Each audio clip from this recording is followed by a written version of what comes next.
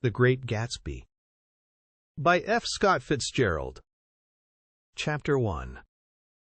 In my younger and more vulnerable years, my father gave me some advice that I've been turning over in my mind ever since. Whenever you feel like criticizing anyone, he told me, just remember that all the people in this world haven't had the advantages that you've had. He didn't say any more, but we've always been unusually communicative in a reserved way, and I understood that he meant a great deal more than that. In consequence, I'm inclined to reserve all judgments, a habit that has opened up many curious natures to me, and also made me the victim of not a few veteran bores. The abnormal mind is quick to detect and attach itself to this quality when it appears in a normal person, and so it came about that in college I was unjustly accused of being a politician, because I was privy to the secret griefs of wild, unknown men. Most of the confidences were unsought. Frequently I have feigned sleep, preoccupation, or a hostile levity when I realized by some unmistakable sign that an intimate revelation was quivering on the horizon. For the intimate revelations of young men, or at least the terms in which they express them, are usually plagiaristic and marred by obvious suppressions. Reserving judgments is a matter of infinite hope. I am still a little afraid of missing something if I forget that, as my father snobbishly suggested and I snobbishly repeat, a sense of the fundamental decencies is parceled out unequally at birth. And, after boasting this way of my tolerance, I come to the admission that it has a limit. Conduct may be founded on the hard rock or the wet marshes, but after a certain point I don't care what it's founded on. When I came back from the East last autumn, I felt that I wanted the world to be in uniform and at a sort of moral attention forever. I wanted no more riotous excursions with privileged glimpses into the human heart. Only Gatsby, the man who gives his name to this book, was exempt from my reaction. Gatsby, who represented everything for which I have an unaffected scorn. If personality is an unbroken series of successful gestures, then there was something gorgeous about him, some heightened sensitivity to the promises of life, as if he were related to one of those intricate machines that register earthquakes 10,000 miles away.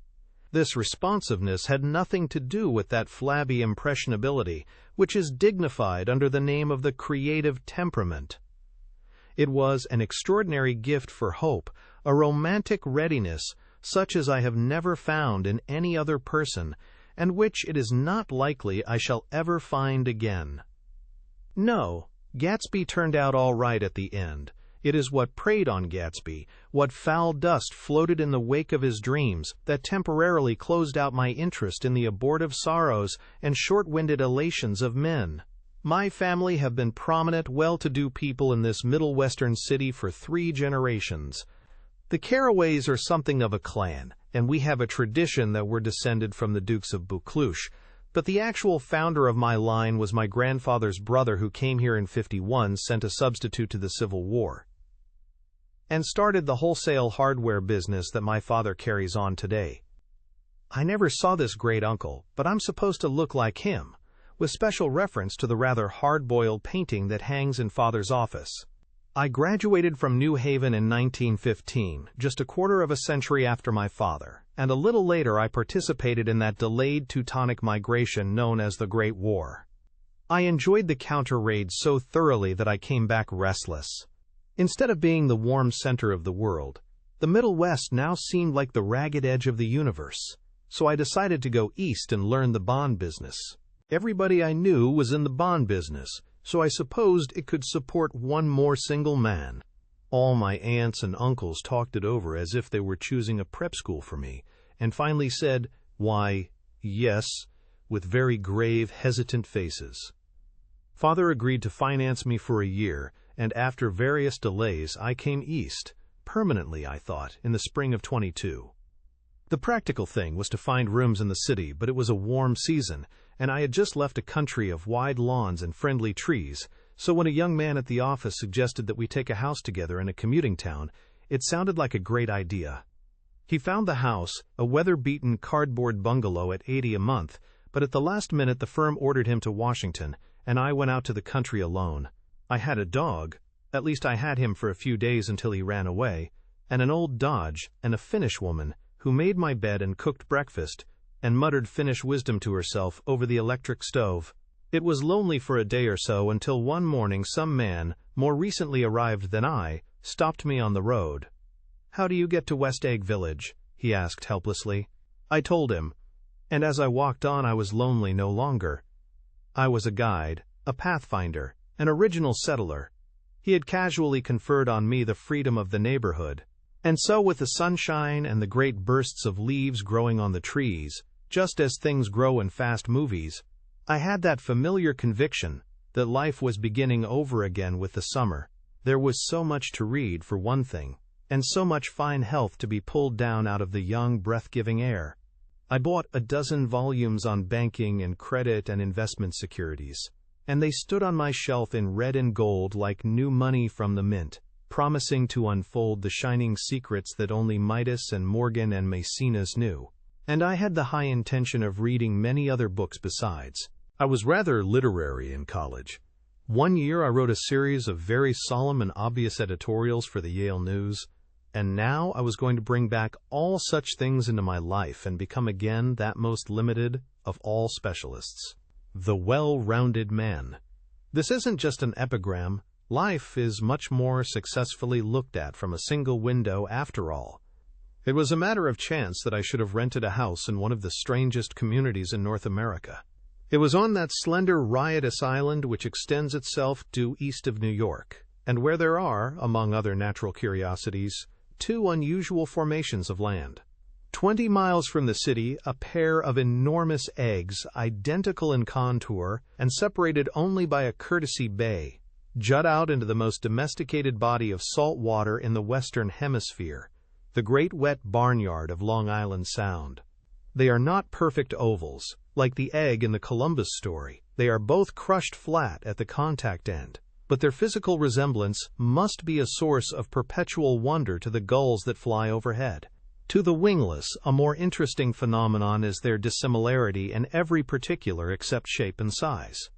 I lived at West Egg, the less fashionable of the two, though this is a most superficial tag to express the bizarre and not a little sinister contrast between them. My house was at the very tip of the egg, only 50 yards from the Sound, and squeezed between two huge places that rented for $12,000 or $15,000 a season. The one on my right was a colossal affair by any standard. It was a factual imitation of some Hôtel de Ville in Normandy, with a tower on one side, spanking new under a thin beard of raw ivy, and a marble swimming pool, and more than 40 acres of lawn and garden.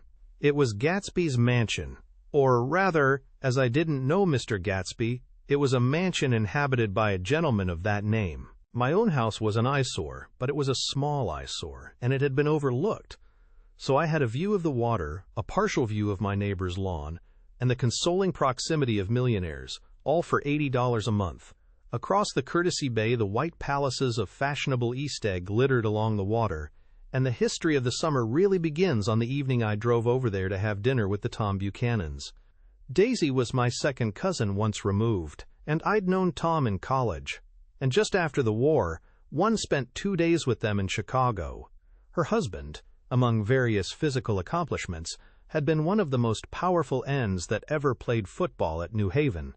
A national figure in a way, one of those men who reach such an acute, limited excellence at 21 that everything afterward savors of anticlimax. His family were enormously wealthy. Even in college, his freedom with money was a matter for reproach, but now he'd left Chicago and come east in a fashion that rather took your breath away. For instance, he'd brought down a string of polo ponies from Lake Forest. It was hard to realize that a man in my own generation was wealthy enough to do that. Why they came east, I don't know.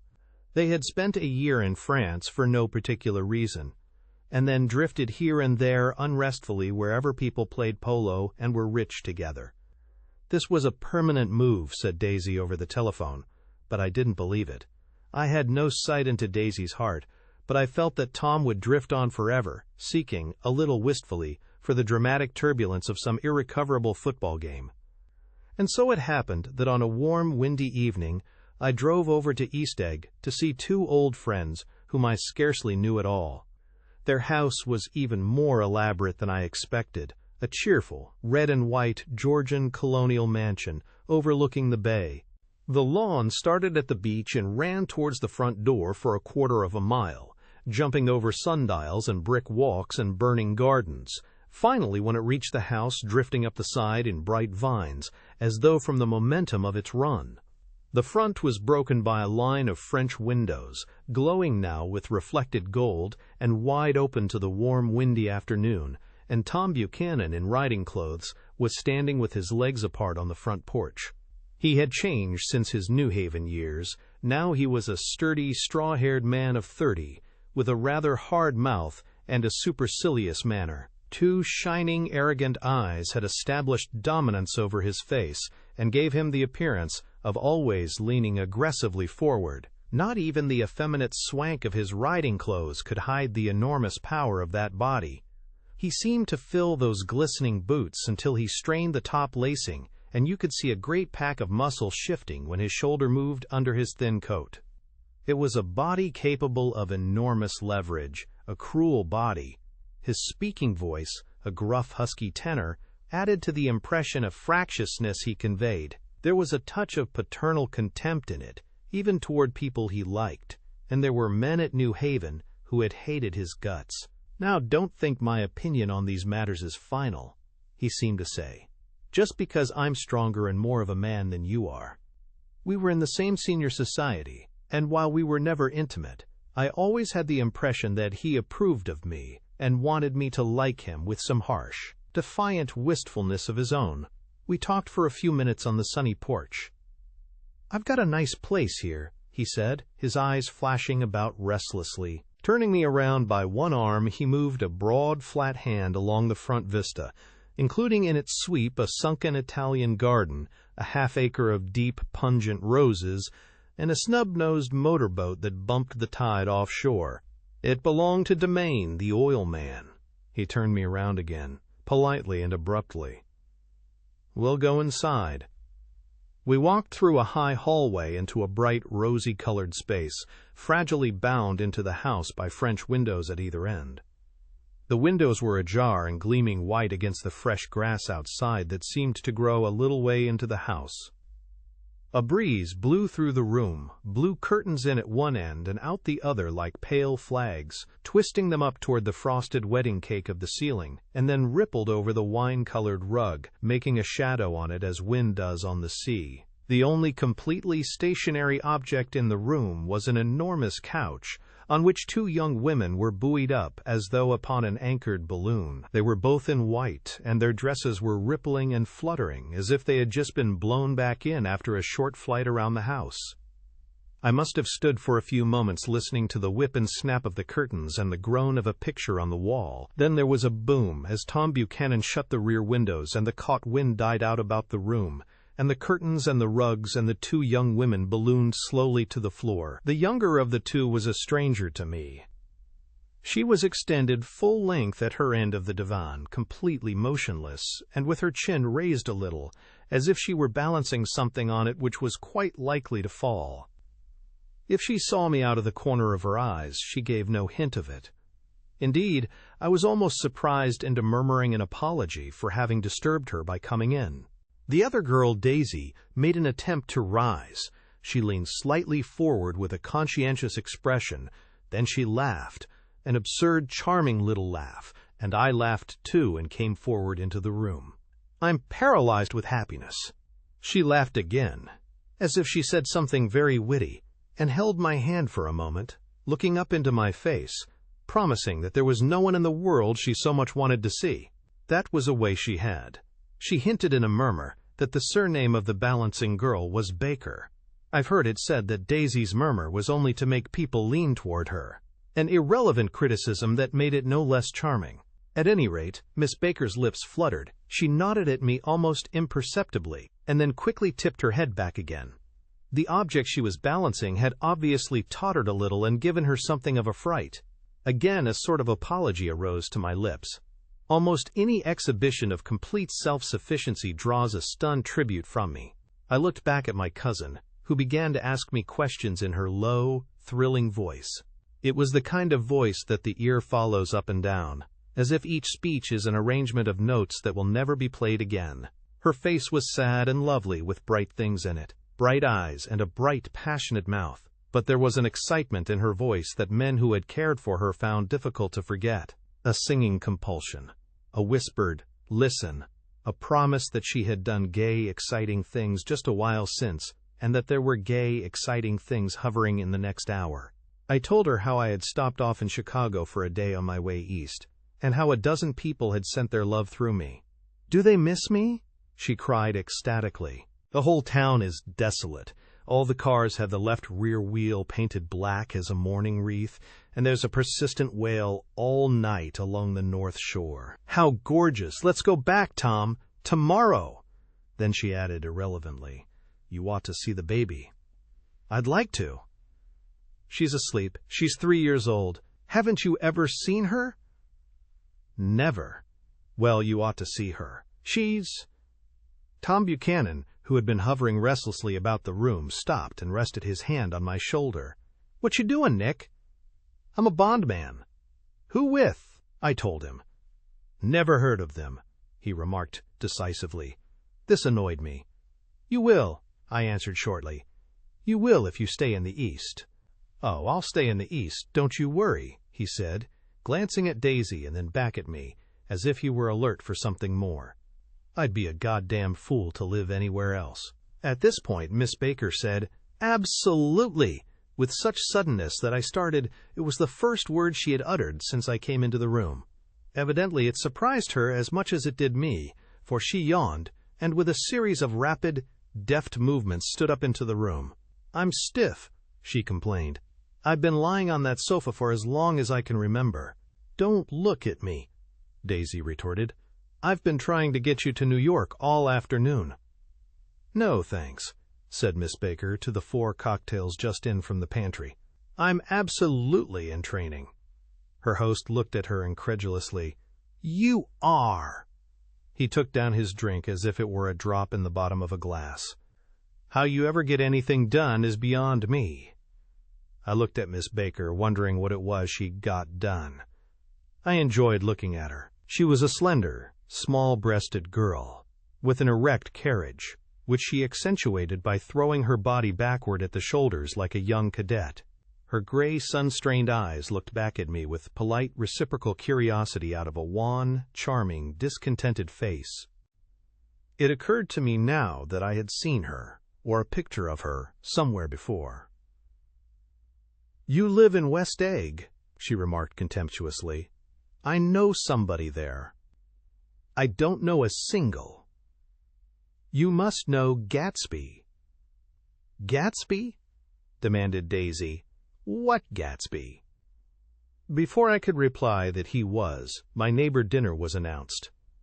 Wedging his tense arm imperatively under mine, Tom Buchanan compelled me from the room as though he were moving a checker to another square. Slenderly, languidly, their hands set lightly on their hips, the 2 young women preceded us out onto a rosy-colored porch, open toward the sunset, where 4 candles flickered on the table in the diminished wind. "Why candles?" objected Daisy, frowning. She snapped them out with her fingers. "In 2 weeks it'll be the longest day in the year." She looked at us all radiantly. "Do you always watch for the longest day of the year and then miss it?" "I always watch for the longest day in the year and then miss it. We ought to plan something," yawned Miss Baker, sitting down at the table as if she were getting into bed. "All right," said Daisy. "What'll we plan?" She turned to me helplessly. "What do people plan?" Before I could answer, her eyes fastened with an awed expression on her little finger. "Look," she complained. "I heard it." We all looked. The knuckle was black and blue. "You did it, Tom," she said accusingly. "I know you didn't mean to, but you did do it. That's what I get for marrying a brute of a man, a great big, hulking physical specimen of a—" "I hate that word, hulking," objected Tom crossly, "even in kidding." "Hulking," insisted Daisy. Sometimes she and Miss Baker talked at once, unobtrusively, and with a bantering inconsequence that was never quite chatter, that was as cool as their white dresses and their impersonal eyes in the absence of all desire. They were here, and they accepted Tom and me, making only a polite, pleasant effort to entertain or to be entertained. They knew that presently dinner would be over, and a little later the evening too would be over and casually put away. It was sharply different from the West, where an evening was hurried from phase to phase towards its close, in a continually disappointed anticipation or else in sheer nervous dread of the moment itself. "You make me feel uncivilized, Daisy," I confessed on my second glass of corky but rather impressive claret. "Can't you talk about crops or something?" I meant nothing in particular by this remark, but it was taken up in an unexpected way. "Civilization's going to pieces," broke out Tom violently. "I've gotten to be a terrible pessimist about things. Have you read The Rise of the Colored Empires by this man Goddard?" "Why, no," I answered, rather surprised by his tone. "Well, it's a fine book, and everybody ought to read it. The idea is if we don't look out, the white race will be utterly submerged. It's all scientific stuff. It's been proved." "Tom's getting very profound," said Daisy, with an expression of unthoughtful sadness. "He reads deep books with long words in them. What was that word Well, these books are all scientific," insisted Tom, glancing at her impatiently. "This fellow has worked out the whole thing. It's up to us, who are the dominant race, to watch out, or these other races will have control of things." "We've got to beat them down," whispered Daisy, winking ferociously toward the fervent sun. "You ought to live in California," began Miss Baker, but Tom interrupted her by shifting heavily in his chair. "This idea is that we're Nordics. I am, and you are, and—" After an infinitesimal hesitation he included Daisy with a slight nod, and she winked at me again. "And we've produced all the things that go to make civilization. Oh, science and art and all that. Do you see?" There was something pathetic in his concentration, as if his complacency, more acute than of old, was not enough to him any more, when, almost immediately, the telephone rang inside, and the butler left the porch. Daisy seized upon the momentary interruption, and leaned towards me. "I'll tell you a family secret," she whispered enthusiastically. "It's about the butler's nose. Do you want to hear about the butler's nose? That's why I came over tonight. Well, he wasn't always a butler. He used to be the silver polisher for some people in New York that had a silver service for 200 people. He had to polish it from morning till night, until finally it began to affect his nose." "Things went from bad to worse," suggested Miss Baker. "Yes, things went from bad to worse, until finally he had to give up his position." For a moment the last sunshine fell with romantic affection upon her glowing face. Her voice compelled me forward breathlessly as I listened. Then the glow faded, each light deserting her with lingering regret, like children leaving a pleasant street at dusk.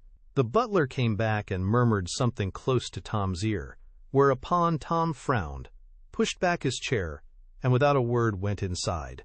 As if his absence quickened something within her, Daisy leaned forward again, her voice glowing and singing.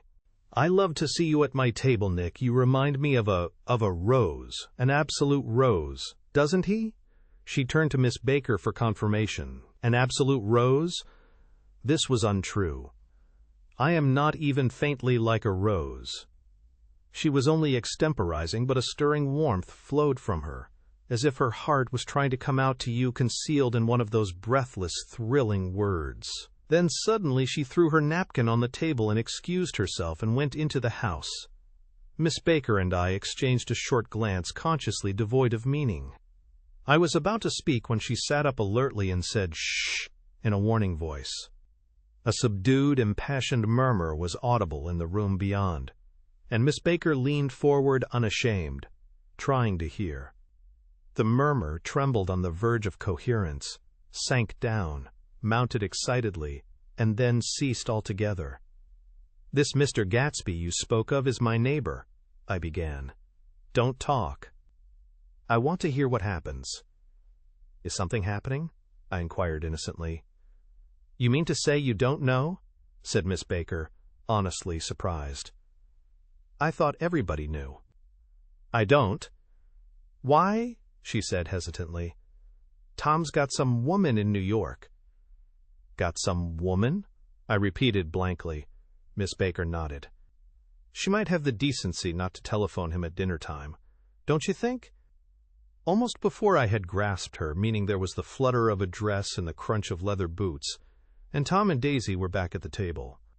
It couldn't be helped, cried Daisy with tense gaiety. She sat down, glanced searchingly at Miss Baker and then at me, and continued. I looked outdoors for a minute, and it's very romantic outdoors. There's a bird on the lawn that I think must be a nightingale come over on the Cunard or White Star Line. He's singing away. Her voice sang. It's romantic, isn't it, Tom? Very romantic, he said, and then miserably to me. If it's light enough after dinner, I want to take you down to the stables. The telephone rang inside, startlingly, and as Daisy shook her head decisively at Tom, the subject of the stables, in fact all subjects, vanished into air. Among the broken fragments of the last 5 minutes at table, I remember the candles being lit again, pointlessly, and I was conscious of wanting to look squarely at everyone, and yet to avoid all eyes.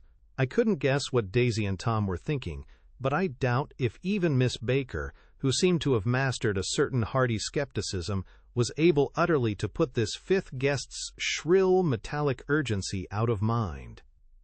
To a certain temperament, the situation might have seemed intriguing. My own instinct was to telephone immediately for the police. The horses, needless to say, were not mentioned again. Tom and Miss Baker, with several feet of twilight between them, strolled back into the library, as if to a vigil beside a perfectly tangible body, while, trying to look pleasantly interested and a little deaf, I followed Daisy around a chain of connecting verandas to the porch in front. In its deep gloom we sat down side by side on a wicker settee. Daisy took her face in her hands as if feeling its lovely shape, and her eyes moved gradually out into the velvet dusk. I saw that turbulent emotions possessed her, so I asked what I thought would be some sedative questions about her little girl. We don't know each other very well, Nick, she said suddenly. Even if we are cousins, you didn't come to my wedding. I wasn't back from the war. That's true. She hesitated. Well, I've had a very bad time, Nick, and I'm pretty cynical about everything. Evidently she had reason to be. I waited, but she didn't say any more, and after a moment I returned rather feebly to the subject of her daughter. I suppose she talks and eats and everything. Oh, yes. She looked at me absently. Listen, Nick, let me tell you what I said when she was born. Would you like to hear? Very much. It'll show you how I've gotten to feel about things. Well, she was less than an hour old, and Tom was God knows where. I woke up out of the ether with an utterly abandoned feeling, and asked the nurse right away if it was a boy or a girl. She told me it was a girl, and so I turned my head away and wept. All right, I said, I'm glad it's a girl, and I hope she'll be a fool. That's the best thing a girl can be in this world, a beautiful little fool. You see, I think everything's terrible anyhow, she went on in a convinced way. Everybody thinks so, the most advanced people. And I know. I've been everywhere and seen everything and done everything. Her eyes flashed around her in a defiant way, rather like Tom's, and she laughed with thrilling scorn. Sophisticated. God, I'm sophisticated. The instant her voice broke off, ceasing to compel my attention, my belief, I felt the basic insincerity of what she had said. It made me uneasy, as though the whole evening had been a trick of some sort to exact a contributory emotion from me. I waited, and sure enough, in a moment she looked at me with an absolute smirk on her lovely face, as if she had asserted her membership in a rather distinguished secret society to which she and Tom belonged. Inside, the crimson room bloomed with light. Tom and Miss Baker sat at either end of the long couch, and she read aloud to him from the Saturday Evening Post, the words, murmurous and uninflected, running together in a soothing tune. The lamplight, bright on his boots and dull on the autumn leaf yellow of her hair, glinted along the paper as she turned a page with a flutter of slender muscles in her arms. When we came in, she held us silent for a moment with a lifted hand. To be continued, she said, tossing the magazine on the table, in our very next issue. Her body asserted itself with a restless movement of her knee, and she stood up. 10 o'clock, she remarked, apparently finding the time on the ceiling. Time for this good girl to go to bed. Jordan's going to play in the tournament tomorrow, explained Daisy, over at Westchester. Oh, you're Jordan Baker. I knew now why her face was familiar. Its pleasing, contemptuous expression had looked out at me from many rotogravure pictures of the sporting life at Asheville and Hot Springs and Palm Beach. I had heard some story of her, too, a critical, unpleasant story, but what it was I had forgotten long ago. Good night, she said softly. Wake me at 8, won't you? If you'll get up. I will. Good night, Mr. Carroway. See you anon. Of course you will, confirmed Daisy. In fact, I think I'll arrange a marriage. Come over often, Nick, and I'll fling you together. You know, lock you up accidentally in linen closets and push you out to sea in a boat, and all that sort of thing. Good night, called Miss Baker from the stairs. I haven't heard a word. She's a nice girl, said Tom after a moment. They oughtn't to let her run around the country this way. Who oughtn't to? Inquired Daisy coldly. Her family. Her family is one aunt about 1,000 years old. Besides, Nick's going to look after her, aren't you, Nick? She's going to spend lots of weekends out here this summer. I think the home influence will be very good for her. Daisy and Tom looked at each other for a moment in silence. Is she from New York? I asked quickly. From Louisville. Our white girlhood was passed together there. Our beautiful white. Did you give Nick a little heart-to-heart talk on the veranda? Demanded Tom suddenly. Did I? She looked at me. I can't seem to remember, but I think we talked about the Nordic race. Yes, I'm sure we did. It sort of crept up on us, and first thing you know... Don't believe everything you hear, Nick, he advised me. I said lightly that I had heard nothing at all, and a few minutes later I got up to go home. They came to the door with me and stood side by side in a cheerful square of light.